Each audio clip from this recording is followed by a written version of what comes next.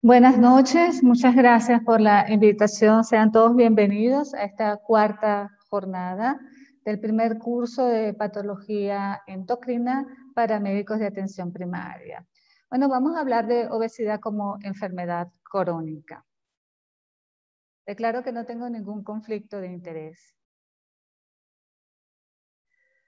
Tradicionalmente se ha pensado que la epidemia de la obesidad tiene sus inicios en la década de los 80, pero este es un concepto realmente equivocado. Ya hay indicios de obesidad en humanos representados por el arte paleolítico en la etapa primitiva por la Venus von Windorf. Además, 450 años antes de Cristo, Hipócrates, padre de la medicina, en sus obras completas, había ya afirmado que la muerte súbita era mucho más frecuente en obesos comparado con sujetos delgados.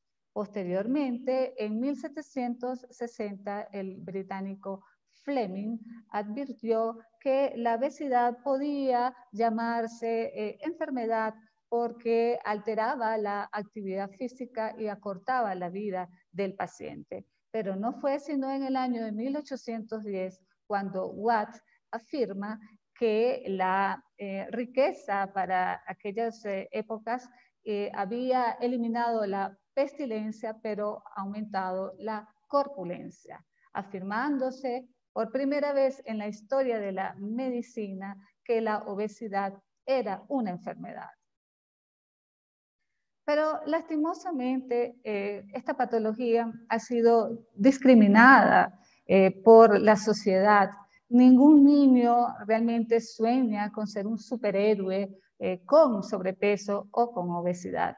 Pero a mi juicio, lo que es más importante es que también ha sido discriminada por la sociedad científica mundial. ¿Y por qué digo esto?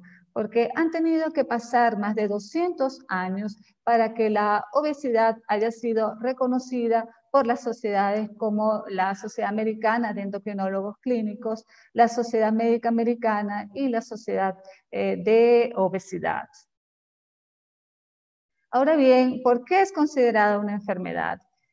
Cumple tres requisitos fundamentales. Se presentan signos y síntomas que son parametrizados por el índice de masa corporal. Hay una disfunción patológica, en este caso una alteración de la saciedad, y existen complicaciones que llevan a la mortalidad.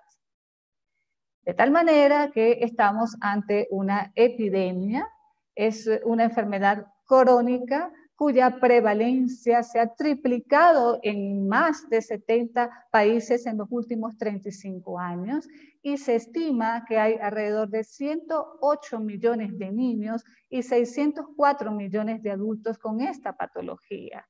Contribuye a 4 millones de muertes anualmente y más de 120 millones de años vida ajustados por discapacidad. Por lo tanto, estamos ante una enfermedad con alto costo en el sistema de salud mundial. Representa más o menos el costo 2 trillones de dólares americanos. Podemos ver que es más el costo que la inversión que se ha hecho para combatir esta patología. Ecuador no se escapa de la realidad. Según la encuesta nacional de nutrición y salud para el año 2012, aproximadamente el 62% de la población tenía algún problema con el peso, 40% con sobrepeso y alrededor del 22% con obesidad. Pero esta estadística se estima que ha ido increciendo. Ahora bien, ¿cómo se define la obesidad? Se define por un dato paramétrico que es el índice de masa corporal, que no es más que la relación entre el peso sobre la talla elevado al cuadrado, tomando en cuenta que el crecimiento en el sentido transverso en el ser humano es mucho menor que en el sentido longitudinal. Considerándose un IMC normal, aquel que va entre 18.5 y 24.9, sobrepeso mayor o igual a 25 pero menor de 30 y obesidad mayor o igual de 30, con excepción de ciertas poblaciones del sureste asiático donde se puede considerar a un paciente obeso aquel que tiene un índice de masa corporal mayor o igual a 23. Existen tres clases de obesidad.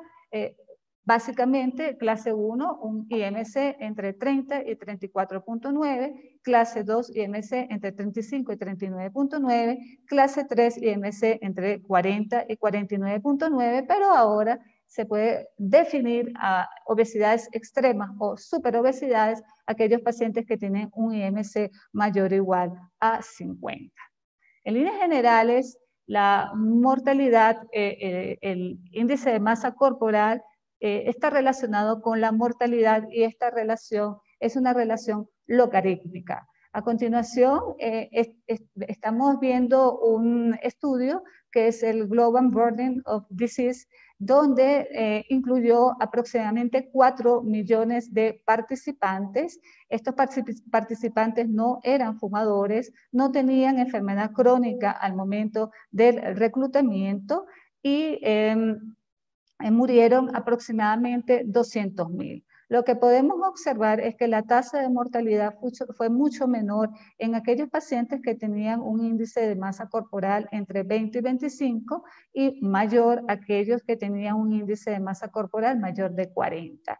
En líneas generales, a medida en que aumentaba el índice de masa corporal, es decir, por cada 5 unidades de aumento del índice de masa corporal, aumentaba en un 30% la mortalidad por todas las causas.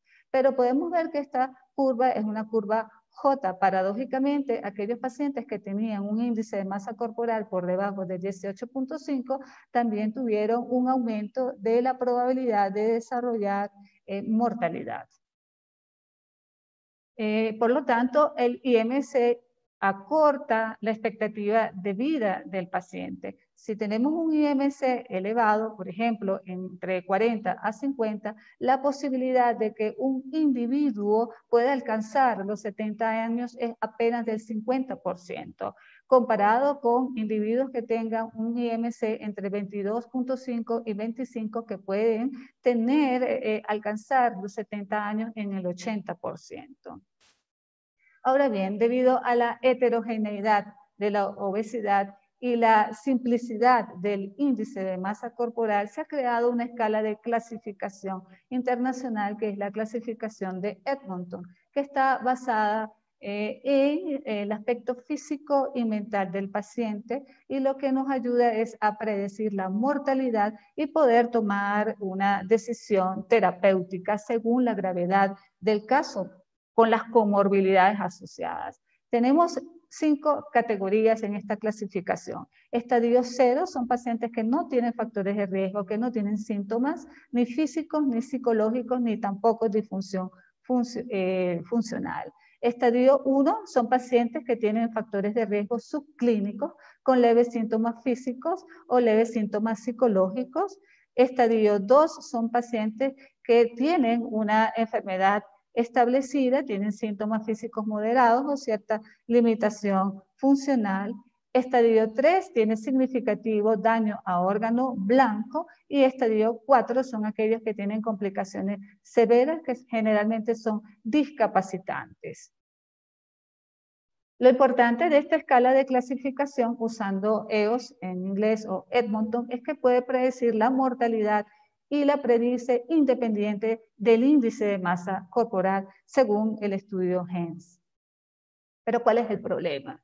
El problema es que el IMC puede a nivel poblacional o a nivel general, digamos, correlacionarse con la masa grasa, pero en lo individual no refleja la composición corporal, cómo está distribuida la masa muscular o el tejido adiposo. No siempre refleja adiposidad. Por ejemplo, podemos tener 2 personas con igual índice de masa corporal, pero tener mayor distribución de grasa 1 o mayor tejido muscular. Y, por ejemplo, en el caso del atleta, tener un índice de masa corporal elevado y ser mal clasificado como una persona con sobrepeso o con obesidad. Para poder entender esto bien, vamos a analizar el InBody, la composición corporal de una paciente en plena flor de la vida, 50 años de edad, que presenta un peso de 54 kilos tiene un IMC de 21.9, pero el porcentaje de grasa corporal es de 43.5. Cualquiera diría, pero tiene un índice de masa corporal normal y debería estar sana. La respuesta es no. Esta es una mujer con obesidad, pero con normopeso, normal waist obesity. Acá tenemos otro ejemplo, un paciente de 38 años que tiene un peso de 104 kilos, un índice de masa corporal de 32.3, pero el porcentaje de grasa es de 31.6. Entonces, este paciente tiene otras comorbilidades asociadas como diabetes, como hipertensión arterial. Hubo algunas maniobras de intervención farmacológicas y no farmacológicas para que perdiera peso, pero de todas maneras a esto se le denomina obeso enfermo, un obeso metabólicamente enfermo. Podemos representar ambas categorías en estas imágenes. La moraleja es que se puede ser delgado, pero tener una grasa visceral nociva. Entonces, si volvemos a la redefinición, obesidad hoy en día es igual a adiposopatía. Es por esa razón que el Colegio Americano de Endocrinólogos Clínicos y la EASO han redefinido la obesidad en base a una enfermedad crónica, ¿okay?, que refleja adiposidad. Y esto está básicamente sustentado por la masa o cantidad de tejido adiposo, por la función y la distribución de ese tejido adiposo que puede aumentar la masa de grasa y por ende ocasionar daño mecánico o puede ocasionar disfunción de ese tejido graso y alteraciones cardiometabólicas. De tal manera de que podemos, de acuerdo a la distribución y a el tipo de tejido adiposo que exista, tener un obeso metabólicamente enfermo o un obeso metabólicamente sano. En el caso del obeso metabólicamente enfermo, vamos a tener un tejido adiposo subcutáneo abdominal disminuido y un aumento de la grasa ectópica visceral, hepática y también muscular, que va a producir inflamación y disminución de la sensibilidad a la insulina. Lo contrario sucede al obeso metabólicamente sano, donde predomina en la grasa subcutánea por encima de la visceral o la ectópica muscular y hepática. Es por esta razón que el CI10 ha estado siendo sustituido o actualizado por el CI11 y la propuesta es que basadas sobre la adiposidad pueda clasificarse al paciente obeso siguiendo 4 dominios. El dominio de la fisiopatología, del índice de masa corporal, de las complicaciones biomecánicas o cardiovasculares reversibles por la pérdida de peso y el grado de severidad de estas complicaciones. Ahora bien, ¿qué causa la obesidad? La obesidad es multifactorial. Obviamente influye el medio ambiente dado por la nutrición y la actividad física, pero el factor genético es bastante importante. Existen más de 200 genes que están relacionados con la obesidad. Hay formas monogénicas de la obesidad por mutaciones en el gen FTO, en el gen de la lectina, en el gen del receptor de la lectina, entre otros, así como el MCR4. Pero no todo es el factor genético. También existe el factor epigenético. ¿Qué significa el factor epigenético? Que lo que comemos y lo que hacemos o no hacemos de ejercicio físico puede alterar o metilar el ADN y hacer que ciertos genes que deberían estar silenciados se expresen, ¿okay?, y ocasionen obesidad. Metilación del ADN, alteración de las histonas o alteración de microARN se puede dar en el gen de la proopiomelanocortina, en el gen del FTO, entre otros. Pero también alteración del ritmo circadiano puede generar obesidad, sobre todo en aquellos pacientes que tienen cronodisritmia al comer o cronodisritmia al dormir. El factor socioeconómico, pues no vale la pena mencionar, alteraciones hormonales, obviamente, hipotiroidismo, enfermedad de Cushing, pacientes con trastornos hipotalámicos, enfermedades hipotalámicas, síndrome de ovario poliquístico, pueden desarrollar también obesidad. Microbiota es importante. La microbiota en nuestro organismo pesa alrededor de 1.5 gramos y supera 100 veces el genoma humano. Nosotros tenemos un metagenoma en nuestros intestinos, pero la microbiota puede ser alterada de acuerdo a cómo haya sido el parto, si fue un parto por vía vaginal, si fue un parto por vía cesárea o si, por el contrario, hubo uso de antibiótico-terapia en forma precoz en el niño. Esto lo que va a hacer es que pueda generarse obesidad al alterar el balance firmicutes y bacteriores, aumentando firmicutes y disminuyendo bacteriores.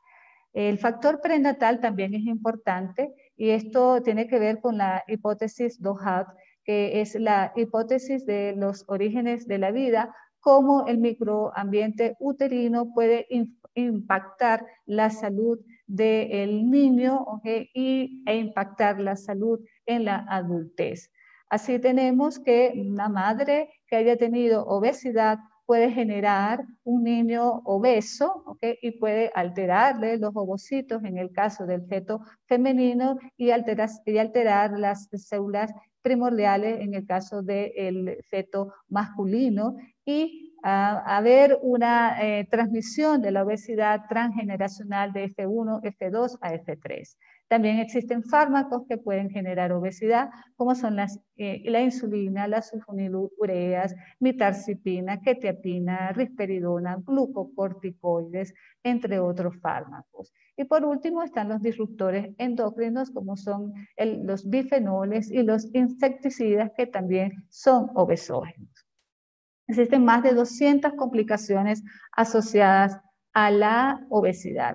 Los mecanismos pudieran ser algo engorrosos, pero vamos a simplificarlo. Un aumento de la expansión grasa subcutánea puede generar grasa subcutánea disfuncional que va a aumentar la liberación de citoquinas, va a disminuir la producción de adiponectina, va a incrementar el angiotensinógeno por parte de los adipocitos y va a generar una hiperlectinemia que puede activar el sistema nervioso simpático junto con el aumento del volumen vascular, generar hipertensión arterial.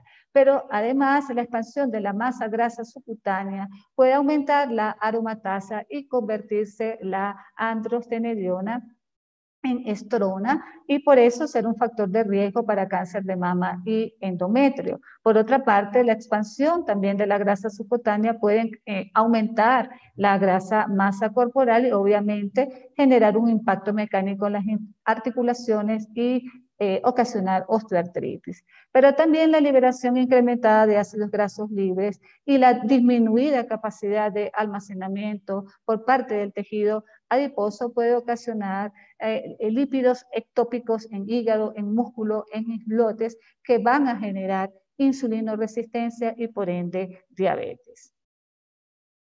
Ahora, ¿cuál es el impacto de estas complicaciones a nivel de la salud del individuo? La obesidad en hombres y mujeres puede aumentar 7 y 12 veces la probabilidad de desarrollar diabetes tipo 2 y en niños con obesidad existe 24 veces mayor riesgo de presentar una A1C mayor del 7% después de los 45 años. Ahora, el estudio de PPP demostró en el año 2002 que una pérdida ponderal del 5% durante 3 años puede disminuir hasta en un 58% el riesgo de desarrollar diabetes, efecto que se mantiene hasta por 10 años con el estudio EDIT. Estudios de pérdida de peso también con cirugía bariátrica han reproducido estos conceptos. Y lo más importante, recientemente se desarrolló el estudio DIRECT, que logró determinar remisión de la obesidad en el 46% de los pacientes que lograron una pérdida ponderal de más de 15 kilogramos en el primer año, efecto que se mantuvo en el segundo año en un 36%. Además, existe mayor prevalencia de hipertensión, dislipidemia e insuficiencia cardíaca con la obesidad. Un IMC mayor de 30 aumenta 9 veces la posibilidad de desarrollar hipertensión arterial. Un IMC mayor de 35 aumenta el riesgo 2.7 veces de insuficiencia cardíaca y de mayor de 29 aumenta 3.3 veces el riesgo de enfermedad coronaria. Pero si se pierde peso 5 kilos, se puede reducir la tensión arterial en 4 milímetros de mercurio la sistólica y 3.5 la diastólica. Y la cirugía bariátrica puede inclusive reducir la insuficiencia cardíaca. Ahorita está en estudio ongoing el estudio SELECT con semaglutide en pacientes obesos, cuyos resultados estaremos pendientes. Con respecto a la apnea, bueno, la prevalencia de SAUS también es el doble en el individuo con obesidad versus el individuo delgado. Es más común en el hombre que en la mujer y el CPAP puede mejorar la obesidad visceral, sugiriendo un rol de SAUS en la patogénesis de la obesidad. Y tan solo una disminución del peso en 7 a 11% puede disminuir los índices de apnea e hipopnea. La osteoartritis, la prevalencia de la artritis es el doble en el individuo con obesidad versus el individuo delgado. De hecho, un IMC mayor de 40 está asociado a discapacidad en mayores de 45 años. Y un metaanálisis desarrollado por AUNER reveló que 5 unidades de incremento del índice de masa corporal aumenta el riesgo relativo de gota en 1.62 en hombres y en 1.49 en mujeres. La pérdida de peso también disminuye el impacto funcional del sobrepeso y es requerida una pérdida de peso al menos del 7% para disminuir el reemplazo de rodillas. También el ovario poliquístico, 60-80% de las mujeres con síndrome de ovario poliquístico tienen obesidad y se considera que contribuye y agrava las complicaciones del SOP. Y la pérdida de peso puede reducir la resistencia a la insulina, la hiperandrogenemia, el riesgo de enfermedad cardiometabólica. Incluso puede mejorar la ovulación y la fertilidad en estos pacientes. Con respecto a la salud mental, existe una bidireccionalidad. Existe una mayor prevalencia de desórdenes psiquiátricos en el paciente con obesidad en un 60-70%, siendo lo más frecuente depresión en el 19%, trastornos por atracones en el 17% y ansiedad en el 12%. Y por otra parte, hay una gran prevalencia de obesidad en la población psiquiátrica. Bipolaridad en 25-60%, obesidad se puede presentar en los esquizofrénicos en 30-70% y en personas con depresión en un 20-50%. También la obesidad aumenta el riesgo de 13 tipos distintos de cáncer, sobre todo el cáncer de mama, 20-40% más riesgo de cáncer de mama en la mujer posmenopáusica y 2 a 4 veces más riesgo de cáncer de endometrio. El índice de masa corporal mayor de 40 está relacionado con mayor proporción de cáncer y con mayores eventos finales con respecto a mortalidad, tanto en hombre como en mujer.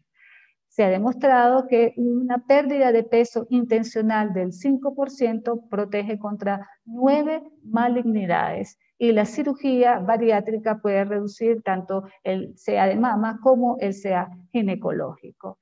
COVID no podría escaparse de esta conferencia. Pacientes con obesidad son más propensos a infecciones virales y la presentación del COVID es mucho más severa en su insuficiencia respiratoria aguda, mayor número de hospitalización, mayor requerimiento de ventilación mecánica, de ingreso a unidades de terapias intensivas y, por supuesto, de mortalidad.